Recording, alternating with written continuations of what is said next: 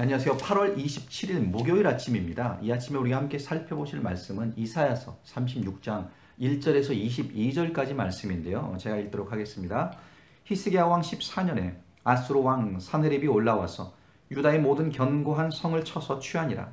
아수르 왕이 라기스에서부터 랍사게를 예루살렘으로 보내되 대군을 거느리고 히스기야 왕에게로 가게 하며 그가 윗못 수도곁 세탁자의 밭 큰 길에 섬에 힐기야의 아들 왕궁 맡은 자 엘리야김과 서기관 셈나와 아사비 아들 사관 요아가 그에게 나아가니라.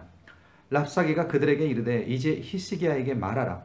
대왕 아수르 왕이 이같이 말씀하시기를 네가 믿는 바 그 믿는 것이 무엇이냐. 내가 말하노니 네가 좋게 싸울 계략과 용맹이 있노라 함은 입술에 붙은 말뿐이라. 네가 이제 누구를 믿고 나를 반역하느냐.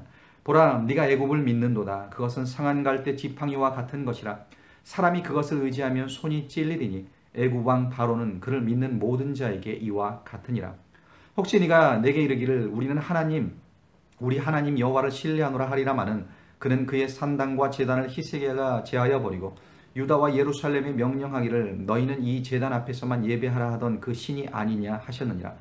그러므로 이제 청하노니 내 주 아수르 왕과 내게 하라. 내가 내게 말 2,000피를 주어도 너는 그 탈자를 능히 내주지 못하리라. 그런즉 네가 어찌 내 주의 종 가운데 극히 작은 총독 한 사람인들 물리칠 수 있으랴. 어찌 애굽을 믿고 병고와 기병을 얻으려 하느냐. 내가 이제 올라와서 이 땅을 멸하는 것이 여호와의 뜻이 없음이겠느냐. 여호와께서 내게 이르시기를 올라와 그 땅을 쳐서 멸하라 하셨느니라 하니라. 이에 엘리야김과 셈나와 요아가 랍사게에게 이르되 우리가 아람 방언을 아오니 청하건대 그 방언으로 당신의 종들에게 말하고 성 위에 있는 백성이 듣는 데에서 우리에게 유다 방언으로 말하지 마소서 하니 랍사게가 이르되 내 주께서 이 일을 내 주와 내게만 말하라고 나를 보내신 것이냐. 너희와 함께 자기의 대변을 먹으며 자기의 소변을 마실 성 위에 앉은 사람에게도 하라고 보내신 것이 아니냐 하더라.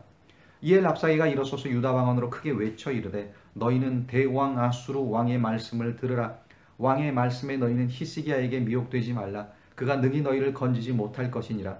히스기야에게 너희에게 여호와를 신뢰하게 하려는 것을 따르지 말라. 그가 말하기를 여호와께서 반드시 우리를 건지시리니 이 성이 아수르 왕의 손에 넘어가지 아니하리라 할지라도 히스기야의 말을 듣지 말라. 아수르 왕이 또 이같이 말씀하시기를 너희는 내게 항복하고 내게로 나아오라. 그리하면 너희가 각각 자기의 포도와 자기의 무화과를 먹을 것이며 각각 자기의 우물물을 마실 것이요 내가 와서 너희를 너희 본토와 같이 곡식과 포도주와 떡과 포도원이 있는 땅에 옮기기까지 하리라.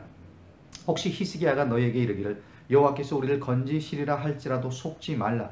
열국의 신들 중에 자기의 땅을 아수르 왕의 손에서 건진 자가 있느냐. 하맛과 아르밧의 신들이 어디 있느냐. 스발와임의 신들이 어디 있느냐. 그들이 사마리아를 내 손에서 건졌느냐.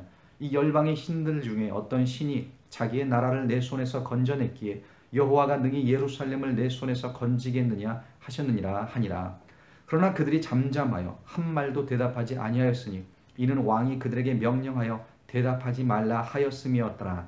그때 힐기야의 아들 왕궁 맡은 자 엘리야김과 서기관 셈나와 아사비 아들 사관 요아가 자기의 옷을 찢고 히스기야에게 나아가서 랍사게의 말을 그에게 전하니라. 아멘. 네, 이사야서의 말씀은요, 하나님께서 이스라엘과 열방을 향하여 주신 이 신탁, 하나님의 말씀 신탁이 그 주 내용을 차지하고 있습니다. 그런데 이 중간에 있는 36장에서부터 39장까지는요 신탁이 아닌 역사적 사실들, 역사적 사건들이 기록되어 있는 것을 볼 수 있습니다.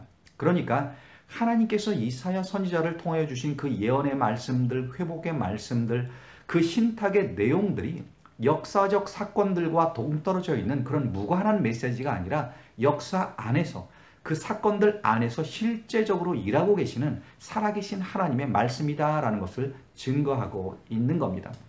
그래서 1절에 말씀하듯 히스기야가 왕이 된 지 14년 되었을 때에 일어났던 그 한 사건에 대한 기록이 오늘 본문 36장의 내용인 거예요. 자, 그러면 그 사건이 무엇입니까? 바로 이 아수르 왕 사네립의 군대 장관이었던 랍사게라는 사람이 유다의 여러 성들을 쳐서 취한 후에 대군을 이끌고 이제 예루살렘 성 앞까지 이르게 됩니다. 그리고 이 랍사게라는 장군이 예루살렘의 모든 사람들이 알아듣도록 히브리 말로 유다 백성들과 또 하나님의 이름을 조롱하고 모욕하기 시작을 한 거예요. 이 랍사게가 했던 말을요, 우리는 세 가지로 요약해 볼 수 있습니다. 제일 먼저 그가 뭐라고 했냐면 애굽을 의지해도 아무 소용이 없다라는 거예요. 결국 아수르가 예루살렘을 차지할 것이다 라는 겁니다. 자, 6절인데요. 6절에 보시면 보라, 내가 애굽을 믿는도다. 그것은 상한 갈대 지팡이와 같은 것이라. 사람이 그것을 의지하면 손이 찔리리니 애굽 왕 바로는 그를 믿는 모든 자에게 이와 같으니라. 애굽이 그들에게 아무런 도움도 주지 못한다라는 겁니다. 애굽은 힘없는 상한 갈대 지팡이인 것이고 오히려 애굽을 의지하면 손만 찔리게 될 것이다 라는 거예요. 또 두 번째 그가 뭐라고 했냐면 하나님도 너희를 돕지 못할 것이다 라고 했습니다. 자, 10절에 보시면 내가 이제 올라와서 이 땅을 멸하는 것이 여호와의 뜻이 없음이겠느냐.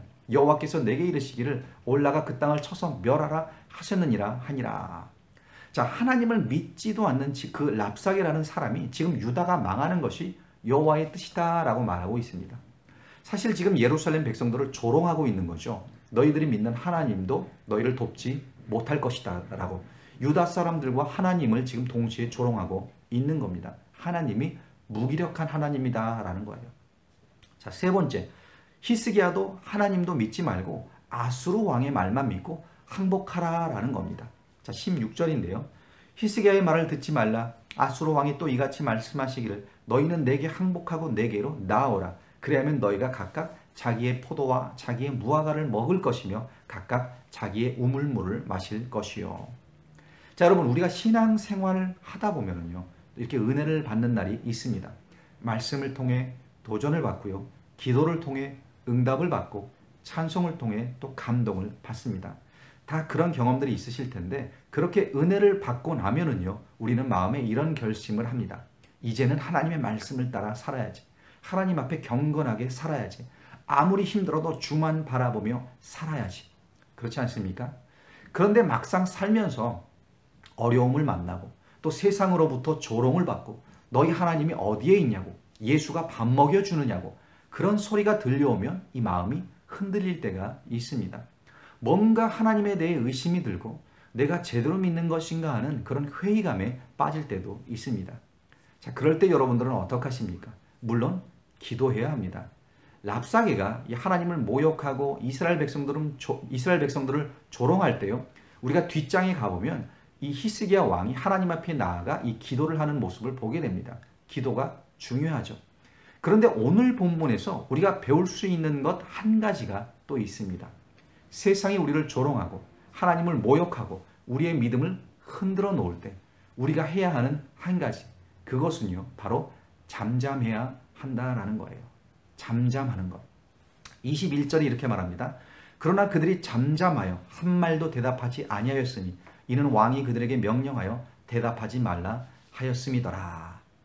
히스기야도 그의 신하들도 모두 잠잠했습니다. 하나님께 기도하기 전에, 하나님 앞에 그 문제를 가지고 나아가기 전에 이 세상을 향하여서는 침묵했다라는 거예요.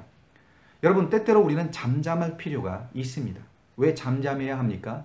많은 말이 필요한 것이 아니기 때문에 그렇습니다. 우리의 의견이나 우리의 변명이 필요한 것이 아니기 때문에 그런 거예요.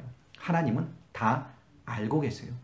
우리가 세상을 향하여 변명하지 않아도, 우리가 세상을 향하여 답변하지 않아도 하나님께서는 우리의 억울함을 아시고 우리의 답답함을 아시고 우리 마음의 눈물을 아신다라는 거예요. 그래서 이 성경에 보면은 하나님 앞에 가만히 있으라라는 말씀이 여러 곳에서 나옵니다. 그 대표적인 말씀이 이제 출애굽할 당시에 이 홍해 앞에 서 있던 백성들을 향하여 말씀하신 것인데, 그때 이렇게 말씀하셨죠. 출애굽기 14장 13절에 보면 너희는 두려워하지 말고 가만히 서서 여호와께서 너희를 위하여 행하시는 구원을 보라. 가만히 서서 잠잠히 침묵하며 하나님께서 행하실 구원을 보라. 여러분, 세상은 끊임없이 우리를 조롱하고 시험합니다. 하나님도 우리를 돕지 못할 것이다 라고, 우리가 하는 기도가 아무 소용이 없다 라고 우리를 시험하고 우리를 조롱할 거예요. 그러나 그럴 때 이 세상을 향하여는 잠잠할 필요가 있습니다. 그러나 하나님을 향하여는 기도하시기 바랍니다. 기도하는 우리가 될 수 있어야 합니다. 예수님께서 기도에 대해 가르쳐 주시면서 이 이방인과 같이 기도하지 말라라고 하셨어요. 그러면서 마태복음 6장 8절에서 이렇게 말씀하셨습니다. 그러므로 그들을 본받지 말라. 구하기 전에 너에게 있어야 할 것을 하나님 너희 아버지께서 아시느니라. 우리가 구하기 전에, 우리가 입을 열기 전에 이미 하나님께서는 우리의 마음을 아신다라는 겁니다. 다시 한번 말씀드립니다. 하나님은 다 알고 계세요. 우리가 세상을 향하여 변명하지 않아도, 우리가 세상을 향하여 답변하지 않아도 우리의 고통을 아시고 우리의 필요를 아십니다. 그 하나님을 신뢰하시며 잠잠히 하나님의 도우심을 기다릴 수 있는 우리 모두가 될 수 있으면 좋겠습니다. 기도하시겠습니다. 아버지 하나님, 이스라엘을, 이 유다를, 예루살렘을 치러 올라온 이 랍사게 장군, 그가 예루살렘 성 앞에서 히스기야를 조롱하고 이스라엘 백성을 조롱하고 심지어 하나님의 이름까지 조롱하며 그들을 모욕하는 그러한 장면을 보게 됩니다. 그 앞에서 잠잠했던 이 히스기야의 신하들, 아버지, 우리가 세상으로부터 이런 조롱과 모욕을 받을 때, 세상으로부터 많은 시험이 우리에게 닥쳐올 때 때로는 침묵하며 세상을 향하여서는 아무런 변명도, 세상을 향하여서는 아무런 대꾸도 하지 않는다 할지라도 주님 앞에 나아가 기도하며 주님 앞에 그 모든 문제를 가지고 나아갈 수 있는 우리가 될 수 있도록 인도하여 주시옵소서. 그리하여 하나님의 그 선하신 역사와 하나님의 뜻대로 이 역사를 움직이시는 그 섭리 가운데 우리가 거하게 하시고 그 믿음으로 담대히 그러한 상황들을 이겨나갈 수 있도록 인도하여 주시옵소서. 감사드리고 예수님의 이름 받들어 간절히 기도드리옵나이다. 아멘.